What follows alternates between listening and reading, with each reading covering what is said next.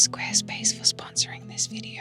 Living off-grid isn't just about building a house in the bush, of course, that's a beautiful component and that is part of it as well. But it's about building more than that. It's about all the off-grid components: water, food, power, waste, income, resilience, including community. So in this video, let me run you through all these components and where my thought process is at the start of this off-grid journey, and we'll be able to later reflect how the plans are coming to fruition. Hello and welcome to the newly acquired 110 acres of pristine, prime, beautiful bushland in Australia, just minutes from the beach. As someone that has never done anything like this, has never lived off-grid or on a giant piece of land, of course this is going to be a wild adventure to see how it all unravels. In the previous episodes, I showed you guys around the place, just the first initial looks, and this episode I want to show you the plans that I have coming up for this land and how we plan to utilize this space. And if you're new here, hi, welcome. My name is Sorelle. I am a free human. I like to give that label for myself because I don't like to box myself into anything. All of us are multifaceted, so this channel hopefully reflects that fact that we are all fluid. So welcome, subscribe if you haven't yet, and I look forward to exploring the concept of freedom together with you. So I'm going to break down the plans into a bunch of different sections, starting with shelter, moving on to food, entertainment and dining, cost reduction, water,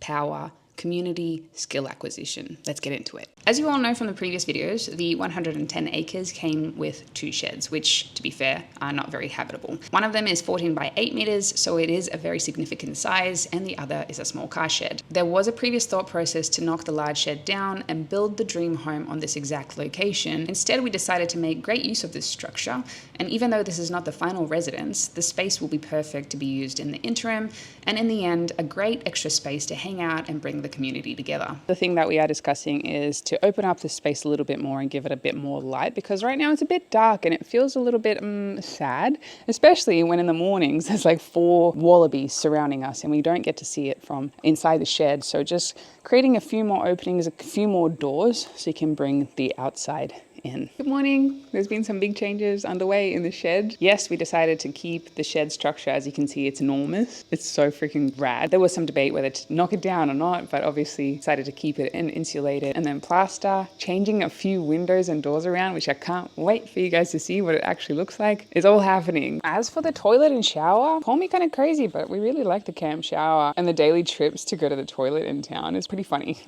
It gets us out of this paradise, otherwise we would never be leaving. So not sure if that's going to be changing. At the kitchen situation, when I first arrived to the shed and I saw the kitchen, I was like, oh, that must change immediately. I must have a giant kitchen. And then over time, just being here and giving ourselves some months to experience living here, we cook so much on the barbecue and the smoker.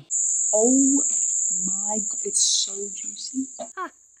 Turns out you actually don't need a lot. So with much deliberation, my partner proposed, how about we make a tiny little kitchenette? Because we don't need much. We're not here full time anyway. Keep it simple, stupid. This is so bloody exciting. This is the very last bucket ever of the runoff from the reverse osmosis remineralizing filter that we're ever going to have to do, because the legends at Kaffir Water have actually changed the design. So now there is no runoff. They've sent us a little new bit out. It just means no more buckets. So that was the final one. So out this door, this is very exciting, come join me. You walk straight out and here is a fence. We're not sure how to do this yet because these kiwi fruits have been here for a very long time and I am so in love with them, but it would be amazing to have a straight footpath coming out, and we will get to this whole area which gets hit with so much sun, and this is where the veggie garden is going to be, as well as the outdoor dining table. Imagine a circle, and off it there's going to be like these little bays of food, straight long bays of food coming off it, and the very end, the prime position, we're going to have the brick wood-fired oven. Okay, that's a little bit too fancy of an image. Let's pull that back. A fence to keep the wallabies and the goannas out, and also the food has to be covered because of all the birds and everything that wants to eat it. So this is a much more realistic view of what it's going to look like. The idea of having a dinner farm to play with the community is something that is definitely driving this vision, because what a joy to be able to experience something like that with the people that you love. And then these guys can go on the ground, which they are so excited about and desperately wanting. And this entire area here, we're still deciding, but I believe this is the perfect spot to start a food forest. My friends down the road are growing their own food forests, and I just got really, really excited about that idea.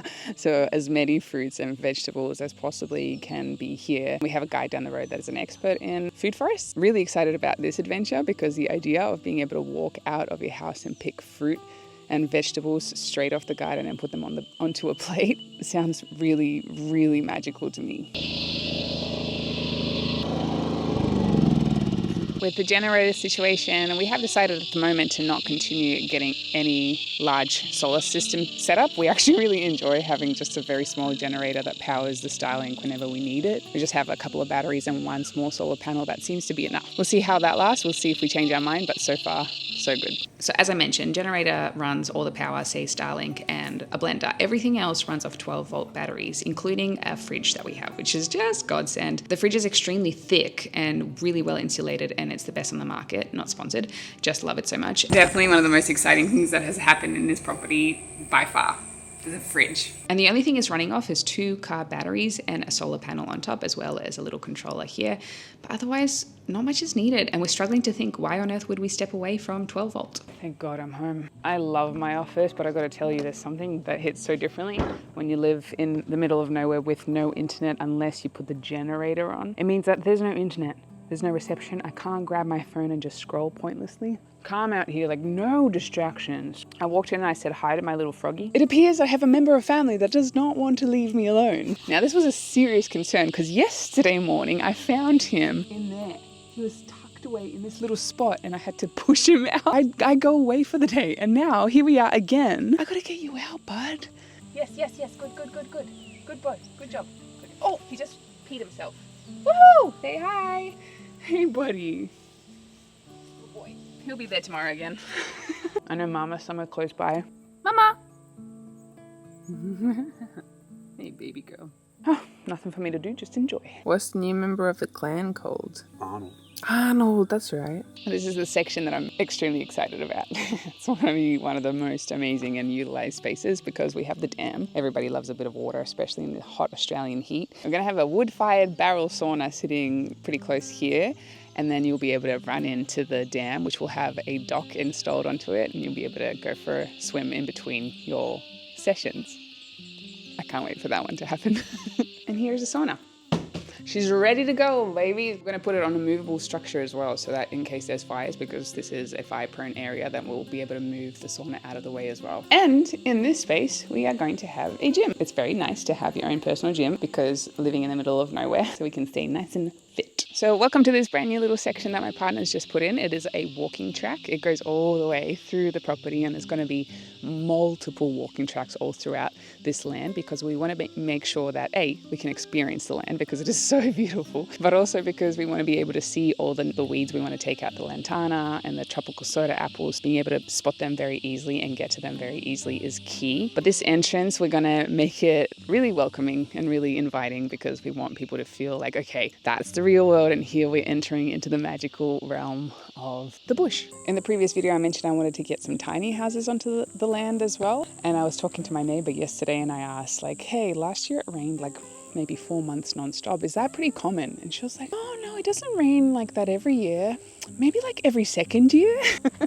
I don't know if that idea is even viable. It might not be. Maybe it's just going to be a space where we get to wander around and that's it. I'm also okay with that, which is pretty cool. Or maybe there's a way to raise the land a little bit so that we can house people and we can assist with accommodation because it's always short. There's always a shortage of accommodation. Skill acquisition is also something that definitely needs to be mentioned for the off-grid life. There are so many different aspects of myself that have to come forward now and so many new skills I have to learn. First of all, who would have thought that me milling my own timber? Hooray. I'll talk about that in the next episode. Learning permaculture, gardening, understanding the soil, understanding the weather, and just a bunch of really hands-on hard work. So watch these muscles grow. So last episode, I said that being a prepper is quite silly. Full circle. In regards to guns, and this might make the preppers giggle a little, but I will be getting a gun license for pest control, as we have a lot of rabbits popping up lately and they are detrimental to the Australian wildlife. And also I'll be learning to hunt because it just makes sense that if I eat meat, I should be able to face off with the harsh reality of taking that animal's life before ingesting it.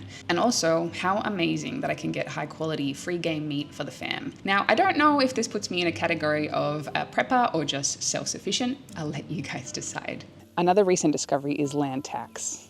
Australia wants money for everything. If you have a big piece of land and you don't really do anything with it, there's a lot of land tax that comes along with that. One of the ways to help combat that is to become a primary producer. Your land becomes primary production. So I'm just looking into different ways of how to do that. And one of the ways, it turns out, is beekeeping. So I will probably, most likely, become a beekeeper and sell some stuff, maybe a local stall, sell it to the local grocery stores as well. So that is going to be such an interesting journey. And for the love of God, never, ever, ever did I know that I was going to become a beekeeper in this lifetime, but it sounds really fun, and also I just don't want to be paying like $12,000 a year just to own a piece of land. I'm not okay with that. The reason for off-grid living is to have little to no bills. So I'm going to do everything I can to make that happen. Being off-grid has already been such an interesting journey for me, and I can't wait to see who I become to support this new version of life for myself. It is so exciting to also not have to fit into an existing structure or an existing vision of someone else's, which is aka just a normal house, and we get to input what is important to us. So we don't want a giant kitchen, as I mentioned. We want something very, very small because we're going to be going away so much and we cook outdoors so much. I can't wait to have amazing outdoor concerts with our talented musician friends that don't really have a place to be in the spotlight out here, and just highlight their amazing skills. Giant outdoor cinemas and having saunas with friends and swimming in the dam. Giant outdoor entertaining space with food, because we want to be able to bring food to plate for all of our friends and nourish the community. That's what's actually really, really important. And the older I get, the more I realize that these are the things that really are what makes life magical. It's the friendships, it's the experiences, and it's not so much about the look of something. And I came from a background of being so obsessed with the aesthetic, and just being here and living off grid and starting to relax that, because it is nature, it's more fluid, it's more natural, and just seeing how I'm able to relax a lot more into things not perhaps looking perfect, but being awesome and super functional and super aligned with who I am, who we are as a partnership, who we are as a community. I think in this world we definitely have it a bit twisted, with consumerism coming first and connections coming second. I can already see this is going to be a lot of work and dedication. Planting and maintaining gardens, staying on top of weeds, mowing, maintaining fences. I haven't yet been through a flood or a fire, so we'll see how that goes. There are times I definitely think about how convenient and easy it would be to have bought an apartment in the city, but then I think about how claustrophobic I would have felt, or thought about buying a smaller piece of land. But then I think about times like 2020, and if I wasn't allowed to leave my land for a while, then I would have wished it was bigger and could have had all my family with me so we could be all together. So all in all, there's always trade-offs, but this journey is my current one, and I'm excited to explore it. But of course, as anything, this is super early days and I have no idea what the future holds. I don't know how it's all going to unravel. So the plans we have right now might not be the plans that we have in the future, and things are going to shift. So please subscribe if you want to stick around and find out how this all unfolds. And also stick around if you want to have some inspo around being a free human and how to have more freedom in your own life, whatever freedom means to you. Thanks so much for watching, and I'll see you in the next one. Thank you so much for watching, but now I really want to thank Squarespace for sponsoring this video. Squarespace is a magnificent tool for business owners and artists like myself to create a beautiful online presence that actually gets results. There is Design Intelligence. Introducing Design Intelligence from Squarespace, combining 2 decades of industry-leading design expertise with cutting-edge AI technology to unlock your strongest creative potential. Design Intelligence empowers anyone to build a beautiful, more personalized website tailored to their unique needs and craft a bespoke digital identity to use across one's entire online presence. Squarespace Payments. Squarespace Payments is the easiest way to manage your payments in one place. With Squarespace, onboarding is fast and simple. Get started with just a few clicks and start receiving payments right away. Plus, give your customers more ways to pay with popular methods like these ones. There's a lot. Sell content. Squarespace makes it easier to sell access to content on your website, like online courses, blogs, videos, and memberships, and recurring revenue by gating your content behind a paywall. Simply set the price and choose whether to charge a one-time fee or a subscription for access. And these are just some of the amazing features of Squarespace. There's plenty more. If you'd like to find out more for yourself, go to squarespace.com, and when you're ready to launch, go to squarespace.com/Sorelle to get 10% off your first website or domain. Thank you so much for watching, and I will see you next time. You disturbed my sleep. You'll be there tomorrow.